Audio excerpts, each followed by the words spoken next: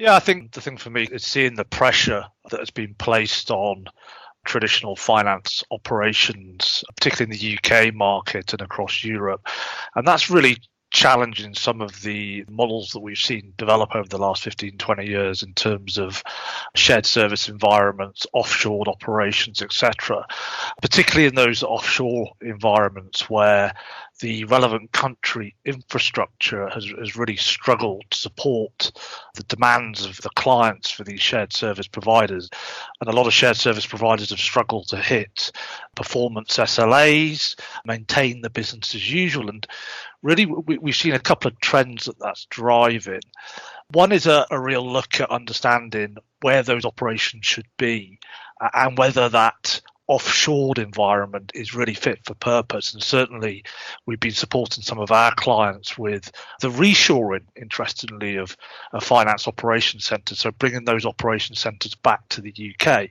And that's been fascinating from the perspective of seeing the pressure that's creating the job market. One would think that actually there's a significant demand for finance individuals, and they'd be right, but it's making sure those are in the right location and they have the right skills. So a real flipping on its head of that traditional offshoring. The second driver we're seeing in the market as well is really those finance operations centres struggling to keep up with the volume of activity, particularly in the more traditional APAR processes where a lot of finance directors, financial controllers are struggling with what we call a backlog of payments and cash collections.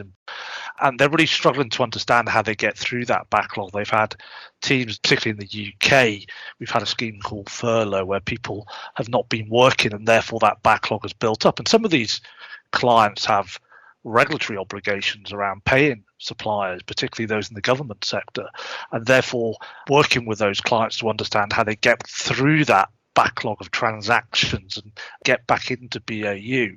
And that's been fascinating to see about how we can therefore help improve processes so that remediation doesn't happen again, particularly as we go further into uncertain times and new government support schemes are becoming available for employees to not be in the workplace. So not only helping with backlog, but helping organisations future-proof from potential future COVID incidents.